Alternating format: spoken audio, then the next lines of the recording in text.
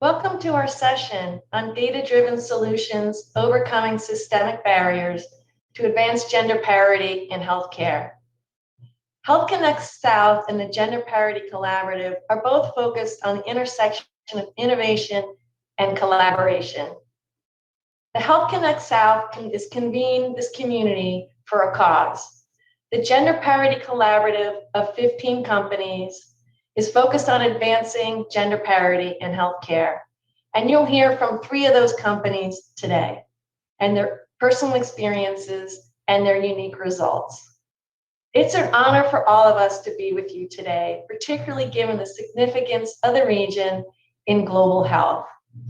We have the CDC in Atlanta, one of the only federal organizations with headquarters outside of DC. We have Emory and the American Cancer Society, and Research Triangle Park, which is a biopharma hub across the United States. And then more recently, we saw the launch of the Global Health Coordination Center during the pandemic. So clearly, this region is a catalyst for change.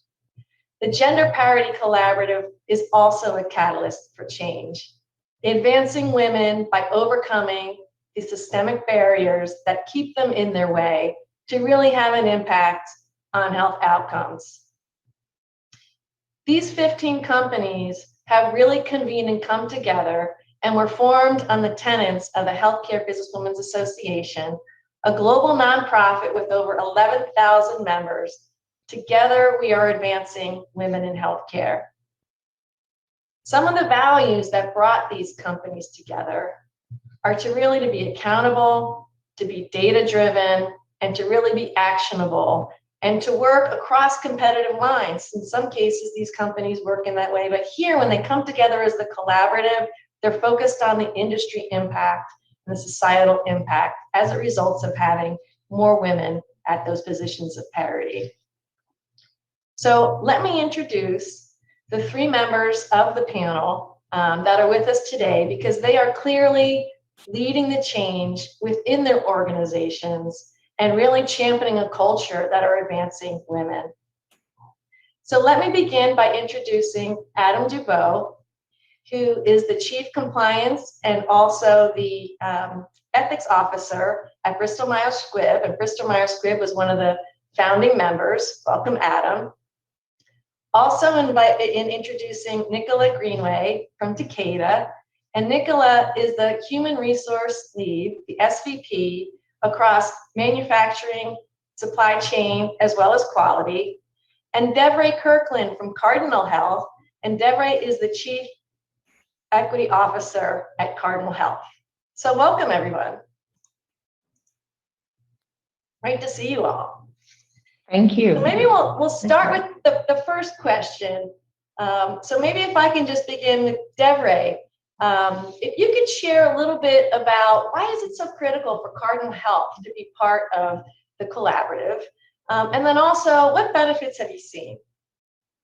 Well, I think it's really important for us to be a part of it, Susan, so thank you for allowing us to be a part of this panel. I think one of the critical pieces that we've understood is that this collaboration not only just focuses on the size of organizations, because there's large and small, but even more so, it's industry specific. And that's something for us that really resonates with how we're trying to drive this work. It doesn't matter the size of the organization, the information that we're sharing in the collaborative is benefits for all sizes of organization and where you are on your journey, whether you're just beginning or whether you're further down the path. And we all want to share. We're all trying to share for the common good of every organization. So there's no pride of ownership. We share the information openly, and hopefully that someone can use it and benefit their organization. So it's something that's been very beneficial for us. Wonderful. Thank you, Devray. Nicola, can you build on that? So I fully agree with everything that Devray just said. I would also share from Takeda's perspective, diversity, equity, and inclusion, and as part of that, gender parity is core to our corporate philosophy. It is a strategic imperative for us. It underlines our values. It's part of enabling the purpose that we have as a company, and our purpose is better health for people, a brighter future for the world. So achieving that purpose requires innovation, collaboration, a deep understanding of people who suffer from life-altering diseases and how their gender or ethnicity or culture or sexual orientation or lifestyle, how all of these factors impact how the diseases manifest themselves. So for us to work with companies that share that purpose and share a common desire to make a difference, not only within our organizations, but to enable systemic and environmental change is quite important. And the collaborative not only enables us to come together with these other organizations, it provides us with data, case studies, a deeper understanding. Sometimes you read of great outcomes and great impact that companies have had, but what did they do? And why did certain things work? And which activities have greater or lesser impact? Where are the struggles? So being part of the collaborative just enables us to deepen that conversation and have broader impact. Thank you, Nicola. That's wonderful. And Adam, why is it so important for BMS to be part of the collaborative, and what benefits have you seen? So thanks, Susan. And similar to what you heard from Nicola with regard to Takeda, at Bristol Myers Squibb, we are inspired by our vision of transforming patients' lives through science, and bringing innovative medicines to patients requires a workforce with diverse experiences, perspectives, and personal backgrounds that reflect the patients and communities that we serve around the world. And through the efforts of the Bristol Myers Squibb Network of Women, which is one of our people and business resource groups, BMS became a founding member of the collaborative, and we did that in order to work with other healthcare leaders in a forum whose singular focus is on addressing industry standards and trends to accelerate the progress of gender parity. And one of the critical aspects of belonging to the collaborative is the collective accountability among all of the member companies to achieve sustainable improvements in achieving gender parity. So what are some of the benefits that we've seen so far? So, our global diversity and inclusion strategy is designed to create both a powerfully diverse workforce and a broadly inclusive culture that brings out the very best in every person and advances our company mission while addressing the changing needs of patients and the growing challenges of health disparities. And our participation in the collaborative has really helped accelerate our diversity and inclusion strategy. Exchanges during the collaborative sessions have provided exposure to potential solutions to tackle some of the obstacles to achieving gender parity. Examples include a formal way to explore and address the causes and impact of the broken rung and the leaky bucket. And on a more practical level, discussions on the evolution of benefits such as caregiving, vacation time to accommodate the evolving needs of all employees, adding more support for women and for families. That's wonderful, Adam. I think we're going to come back to some of those topics when we get more specific with the examples, because there's some really great insights there. Thank you all. I mean, just thinking about what I heard from all of you, there's definitely this notion that you're part of something bigger beyond, what your company impact is, and that you all talked about how the aspects of looking at the data from an industry perspective and then being able to compare it within your company, and then how overall the impact of the collaborative is so consistent with what your company mission is. So the opportunity for us when we collaborate and that we can actually have a greater impact together. So that was really impressive. Really just great. So for the second question, let's kind of try to get a little bit more granular now in terms of being part of the collaborative and convening the forums. Is there any examples of any data that came up that helped you go back to your companies and have an impact, and even an example of a best practice? So maybe I'll start with Nicola. Anything you would like to share? Susan, I think the first point I'd like to make is that data is so critical because it moves us from intention and activity to focusing on impact. And we've all been doing a lot for many years Yet the data says that it will take decades and decades and decades to achieve gender parity.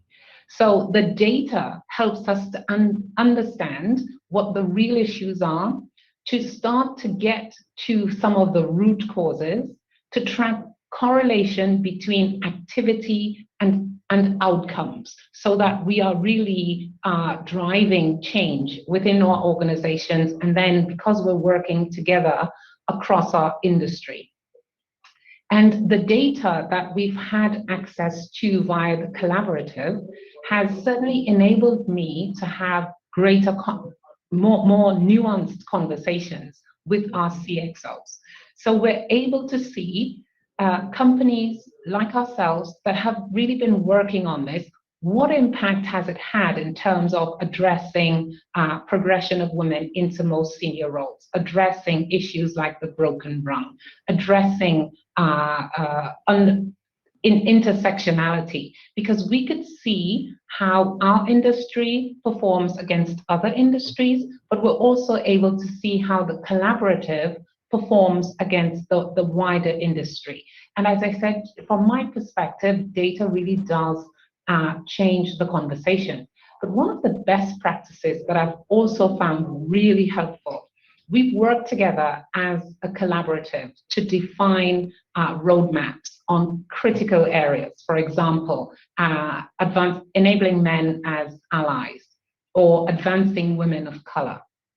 And these roadmaps really look at the actions and the activities that can have the greatest impact in moving the dial and achieving outcomes. And we share data with each other in terms of where we are against each of these various activities.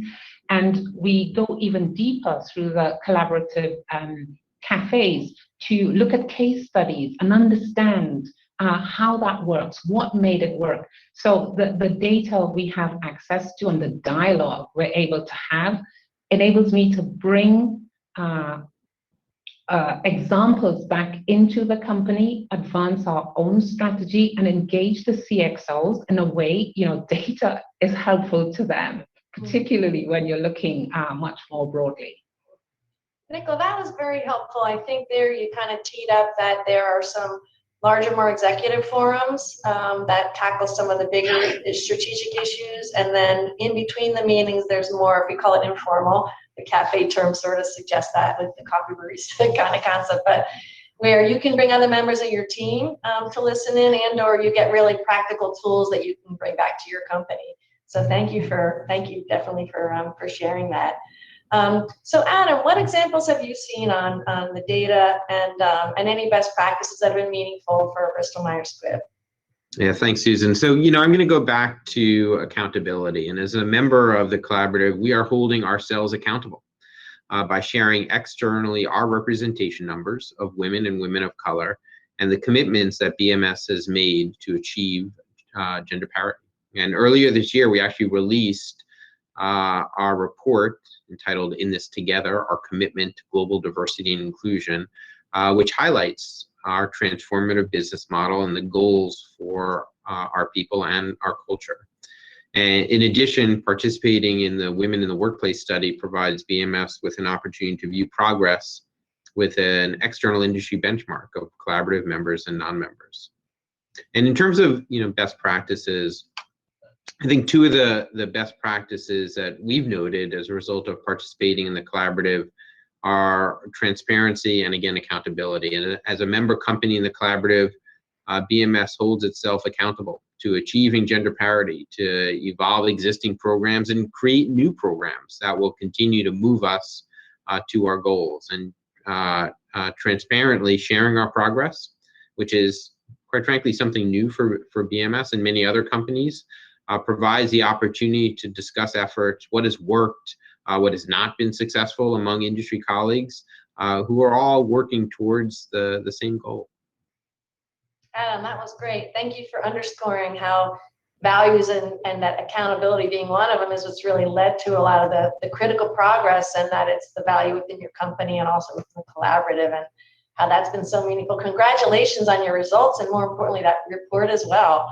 So thank you for sharing that. And I encourage all the viewers to go and listen to that as well. So Deborah, from your experience, what would you share about the data and the best practices? Well, I certainly would echo what Adam and Nicola have shared, because I think the data is certainly a very big piece of it. I also think the accountability is very important. Accountability is one of our 5 values as well here at Cardinal. But I think if we took just a little different spin on it, the idea of collaboration and leadership is something for us that has really resonated out of the conversations that we've had. I think leadership, and anytime I post something on social media, I always say leadership is everything, because I do believe that the way that your leaders engage in this work, not just by lip service, but actually their behaviors and actions really help drive not only accountability, but actual impact. And I think we've had lots of discussions in the collaborative where we are inviting business leaders to the collaborative. So it's not just D&I people or HR people, they're business leaders in our organizations where we are involving them to get true line of sight from frontline leaders that are actually driving this work. Because for us, DE&I and gender parity and gender equity, it's not an HR initiative, it's a business initiative.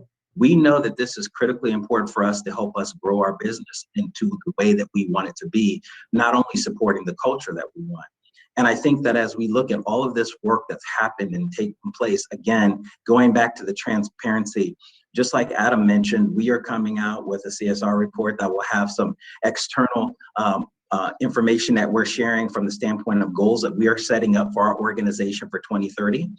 We're putting DE&I efforts into our ESG report as well as our CSR report so that folks have line of sight to what we're going after. And again, to not only hold us accountable, but that idea of being transparent. So I think if you can have transparency, you can have collaboration, you can have data, and you add that leadership component and that collaboration into everyone's responsible for this work. We tell people lead from wherever you sit. And that's one of the key elements to helping people know that whatever I do in my particular space, office space, cubicle, whatever, really adds value to this work. So the collaboration is key, and the leadership is certainly essential for this to be successful. Thank you, Deborah. That was really interesting what you shared there. Congratulations on embedding it throughout the culture, and that whole feeling that it is a business imperative. And I think as many of you have spoken to how you have those metrics to hold yourselves accountable and they're reporting publicly, for that. So I think that's really an excellent point. And just to overlay to all those great examples from an industry level. So, you may have seen the McKinsey report, and some of the data, again, from a pan-industry perspective, is that the McKinsey report showed that actually there was a greater level of promotions in healthcare for women in healthcare compared to other industries like finance, tech, and I think the automotive industry. So, clearly everything that you're hearing here today around, all these, change agents really driving and leading the change towards gender parity is having an impact in healthcare that's beyond what's happening in some of the other industries. So let's get a little bit more specific around some of the systemic barriers that you've seen, and where being part of the collaborative has helped you create some solutions and or kind of accelerate your progress within your company. So Deborah, would you like to start us off? Sure, happy to. I think one of the things that's really important that the collaborative has certainly given us some line of sight to is the aspect of women in the global. I know Nicola deals with that as well, but we have really talked about, what does it mean globally for women and how they sit in our organization. It's not just the representation of having women in your organization. It is at what levels do they sit? Do they have P&L accountability? Are they actually driving the different things in your organization? We're blessed to say that we have 3 of our 7 presidents are female in our organization. But I think what's important is that we can't stop there. And I know Nicola mentioned it earlier as well, as the idea of women of color and where are they in your organization. So I think for us, as we continue to look at some of the barriers that exist, is we have to figure out ways in which we can open up and provide access to the women in our organization, not only for development and growth, but for those expanded and stretch assignments that allow them to gain the experience where they are able to then step into these more senior level roles or P&L roles. No more of the traditional, they have to sit in HR or investor relations or some of the other more commonly positions held by women, but we really want to look at manufacturing and operations and other areas where we feel that women could be extremely successful and figure out ways in which we can give them those opportunities. And I think the collaborative is really, it's a testing ground. It's a petri dish of so many different types of organizations that have tried things, some of which have been successful, some of which haven't, but are willing to share those things that didn't work well so that we can avoid those landmines and pitfalls as we move forward. So I think it's been great to be able to share this information, but also to be a recipient of so many great ideas. Great, Deborah, thank you. Adam. So I'll highlight two systemic barriers. First being that women are still promoted based on skill versus potential, and how do we shift that narrative? The second is that women need to be more assertive in stepping out of their comfort zones to push for SVP and EVP level roles, regardless of whether or not they feel that they have the experience. Now, although this is a bit of a generalization, I think we've all heard that men will pursue promotions to different roles, even if they only meet half or less than half of the required skills for that role. Women, on the other hand, will not pursue a new role unless they satisfy every criteria for the position. And we need to think about how we're going to change that dynamic. And some of the solutions that have come out of the collaborative forums to address these two systemic barriers is that, it's not always that women require more training. That's really not the case at all. It's that women need more advocacy.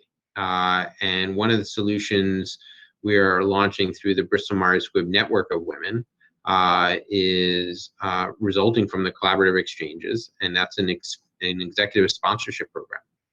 And this program is designed to provide two-way sponsorship of women to help propel women who are executives to the next level, and also to pull middle manager pipeline women into the executive levels.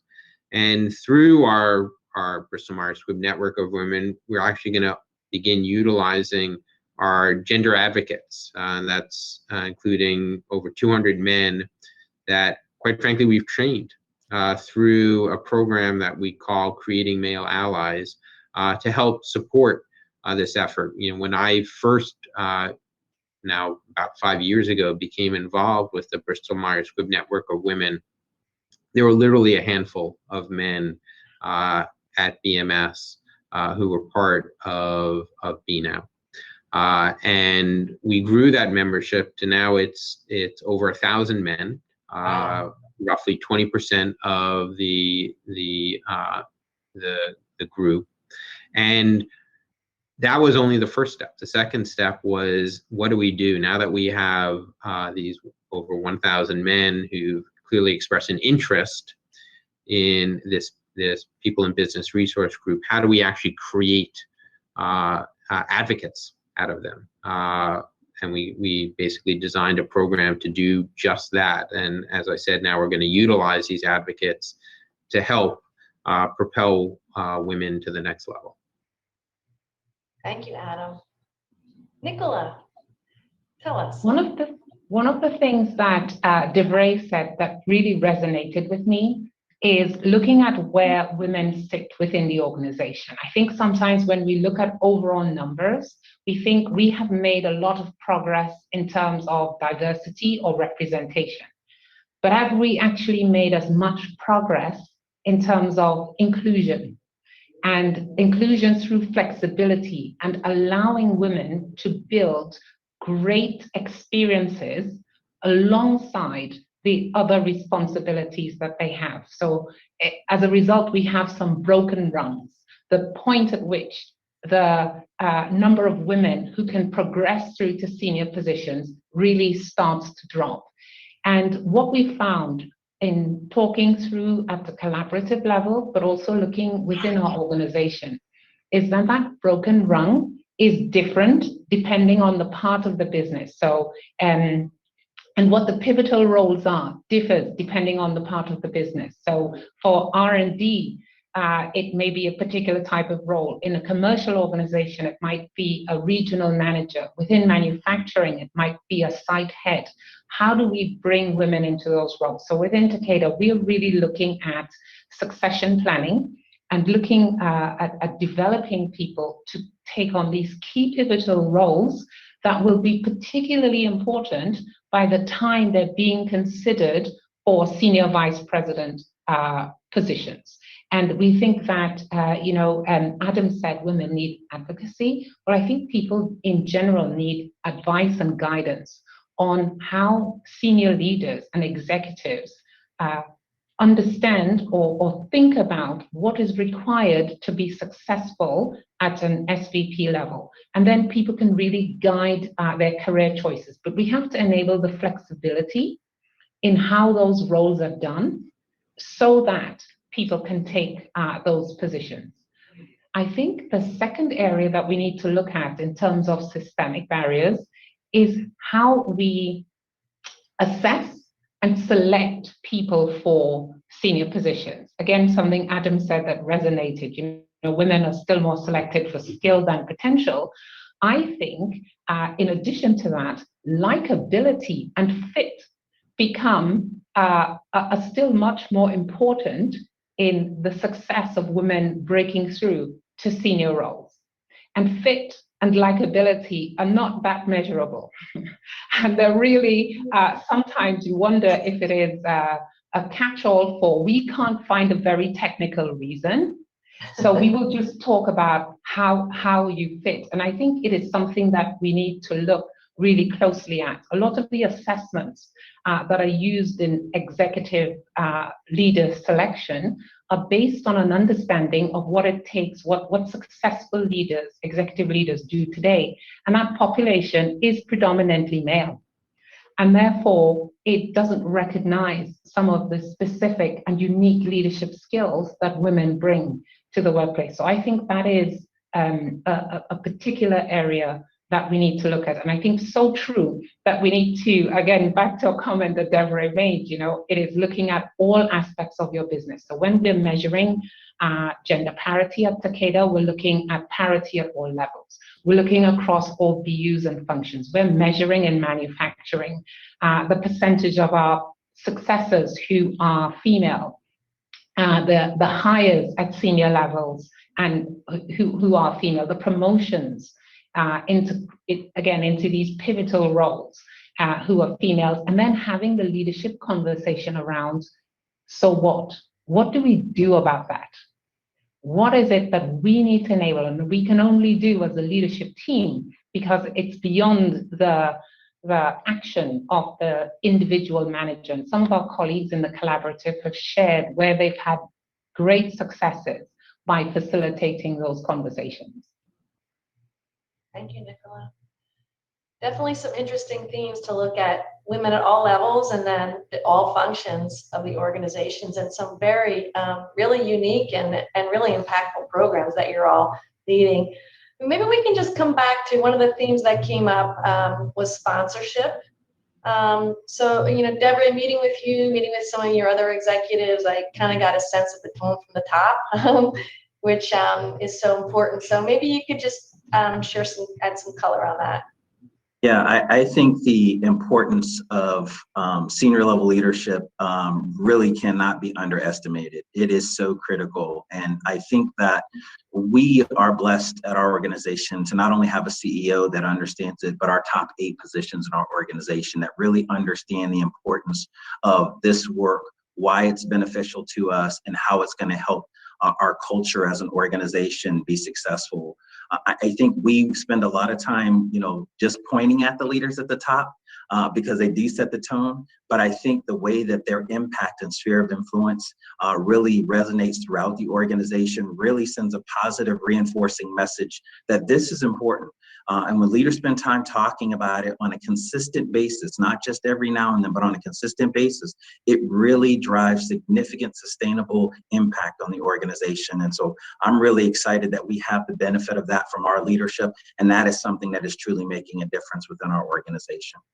That's great. It's really encouraging to hear that that notion of the male allies and the sponsorship is multi-generational, or however you want to think about it, throughout all the levels. So just to underscore a lot of the incredible points that that the leader shared, we can just kind of briefly take a look at some of the data from the Gender Parity Collaborative. And I think it really just proves the incredible progress that these leaders are making across the collective.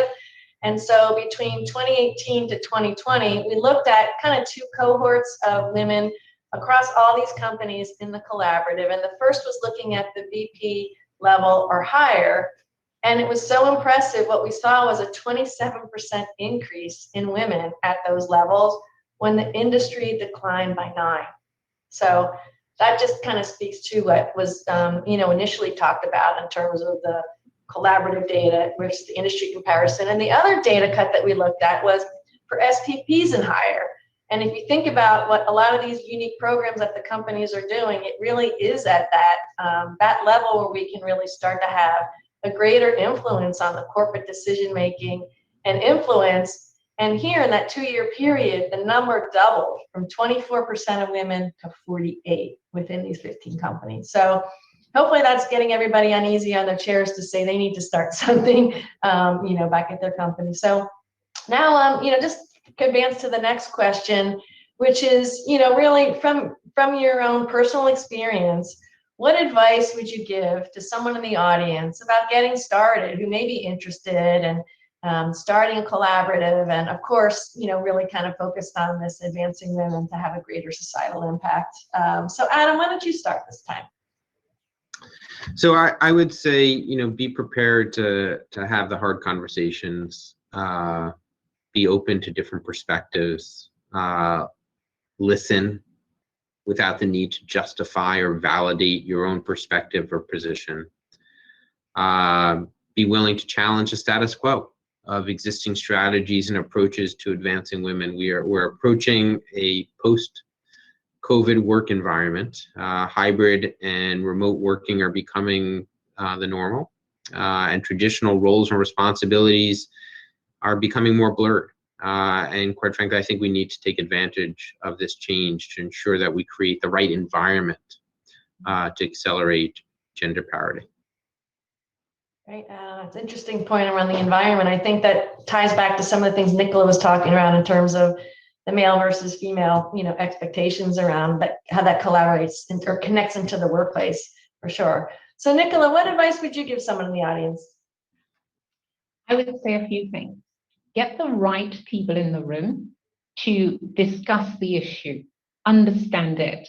There aren't any easy solutions, particularly when you're thinking about making significant impact. And understanding what sits below your data, the interconnections, that really does require just spending time understanding what are we seeing, what are we hearing, why is it happening. And the other bit of advice I would say is to focus on a few areas. There is a lot to do. There really is.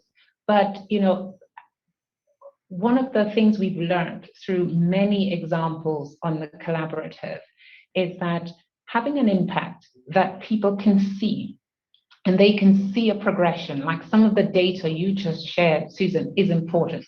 So perhaps choose some areas or activities that you want to focus on that you think will move the dial and really show the impact of those. And then the last bit of advice I would say, think both in terms of behaviors and behavioral change that you would want to see and raising awareness, and all of that is really important. Think about that, but think also about structural changes, because behavior can only shift so much if there are systems, processes, policies that are not intentionally creating barriers, but they exist, and they do create, or they certainly don't help to accelerate the change that we want to see. Are there any examples, Nicola, of a structural change that come to mind? Yeah, so if I think about structural changes that we could make, so we thought about things like our parental leave policies in some of our countries, where we realized that the way in which we focused on that didn't allow men to play as big a role as they would want to play within their families, and particularly when you think about things like maternity and paternity leave.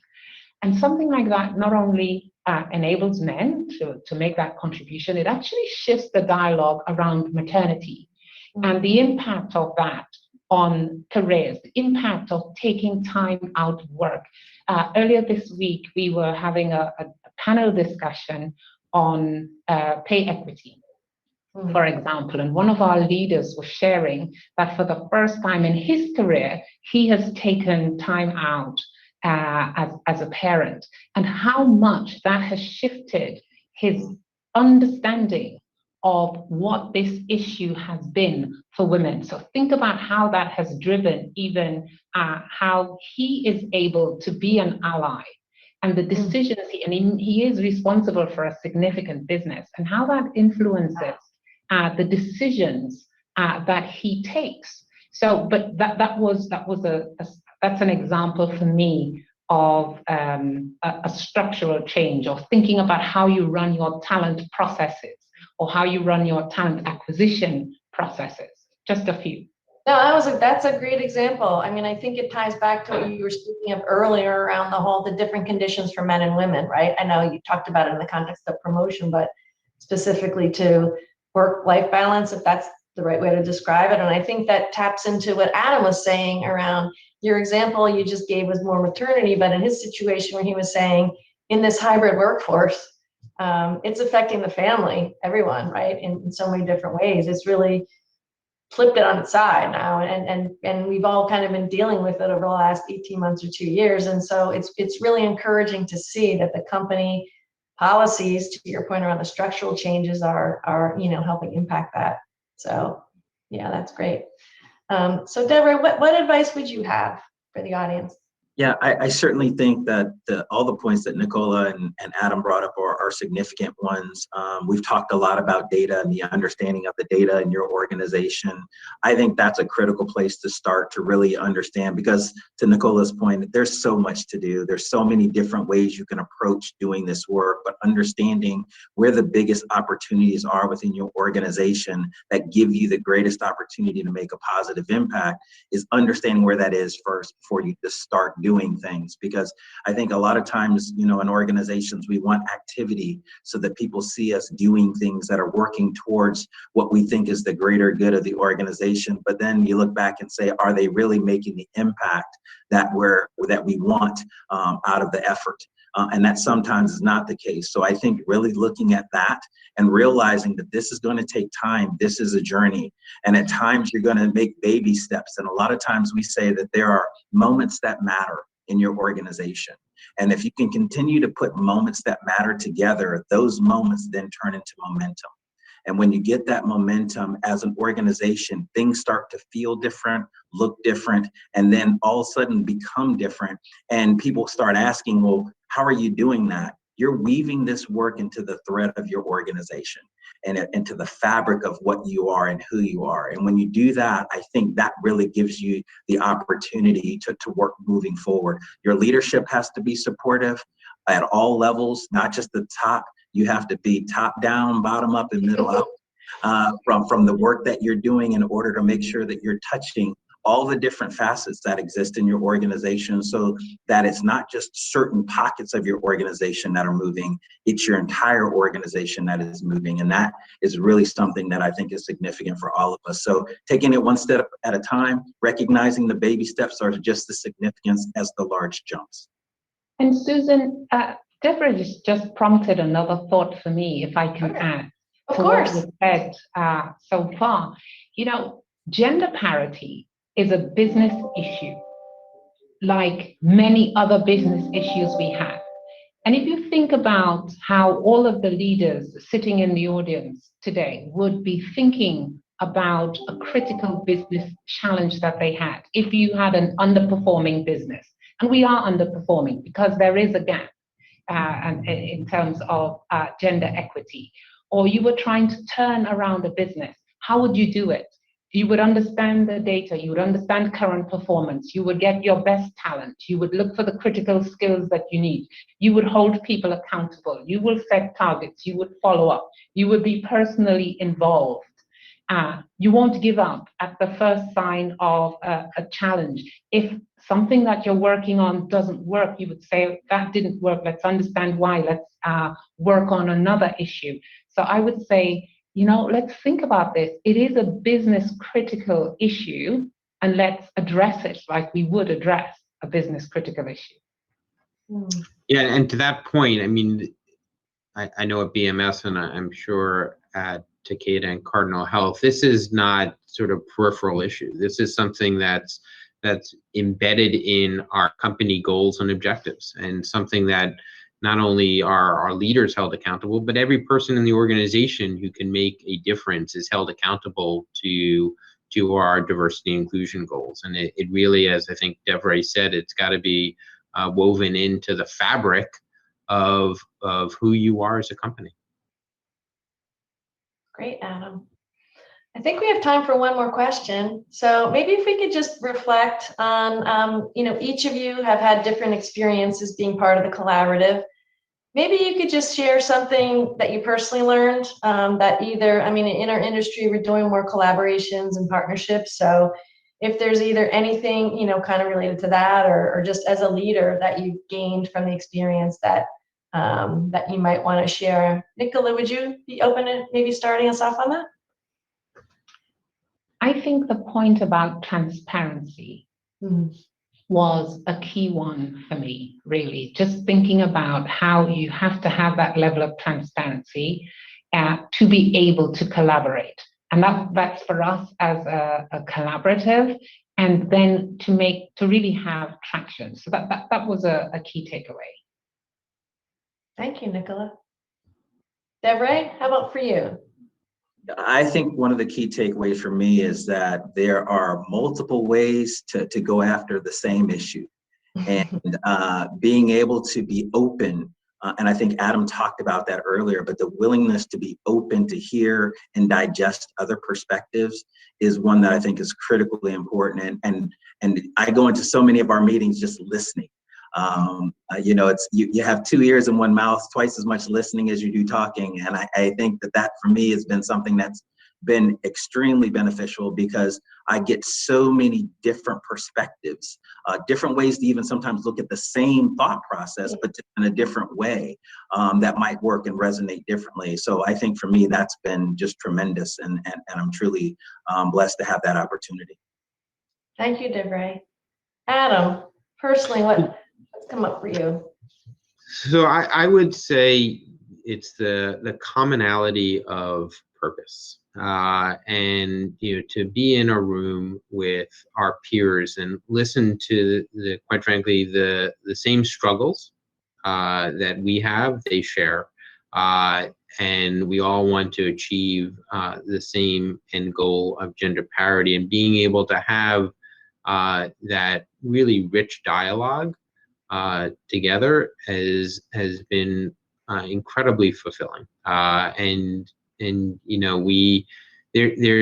think about bringing in many cases competitive companies together, and people are a little skittish, reluctant. There's such a safe space here for us to work together to achieve a common purpose. And I think Nicola had mentioned the fact that the timelines that we keep seeing that come from various consultants on when we're going to achieve gender parity as an industry, it's decades. It could be, I've seen 100 years from now. Clearly, that is unacceptable, and the only way we're going to change that is by working together and addressing these systemic barriers and obstacles. And the collaborative allows us to do that. So it's been a fantastic experience. Thank you, Adam, for that. So it's really been an honor for the Healthcare Businesswomen's Association to be partnering with you all. And we look forward to continuing the momentum that Devray spoke about to take us to a new level as we move forward, accelerating this timeline. one, just kind of final thing, for some of you in the audience who may not be familiar with the Healthcare Businesswomen's Association, we're basically a membership association, and we provide volunteer opportunities for members that are part of our corporate partners, for example, that are represented here today. And so some of the things that have come up is to really help them advance their career because of work that they're doing outside of their company as part of being in the HBA program.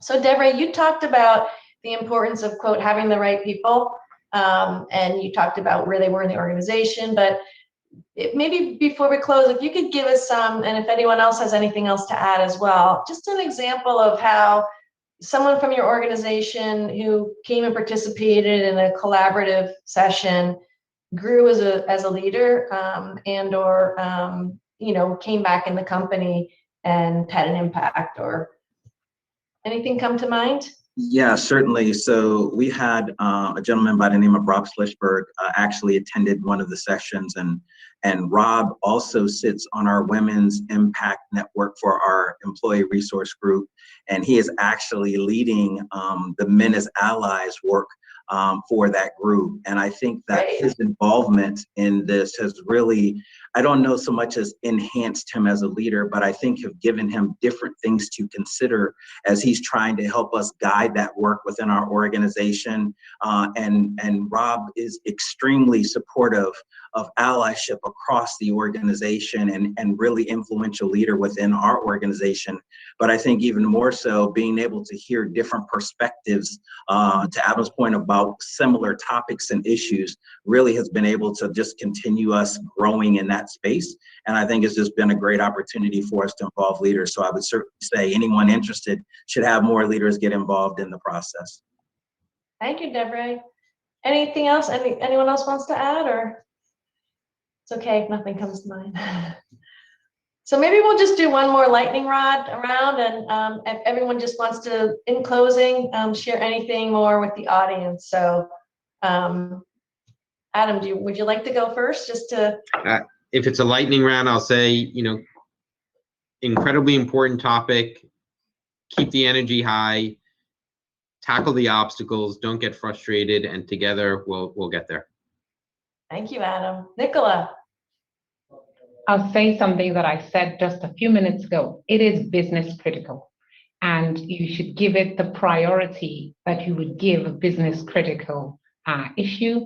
And we talked about the importance of leadership and leading from the top, but let's embed that with leadership all through the organization, because that's where the day-to-day decisions get made.